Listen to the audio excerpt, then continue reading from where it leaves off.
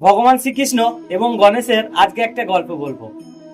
ভগবান শ্রীকৃষ্ণ ছোট্ট একটা মোদক গাছ লাগালো এবং গাছটিকে প্রতিদিন সে জল দিয়ে দিয়ে বড় করে তুললো এবং বড় হওয়ার পরে সেই গাছে এক গাছ মোদক ফল এসছে এবং সে প্রতিদিন ফল পারে গাছ থেকে এবং পাড়ার সময় দেখে যে গাছে ফল নেই, খুব কম।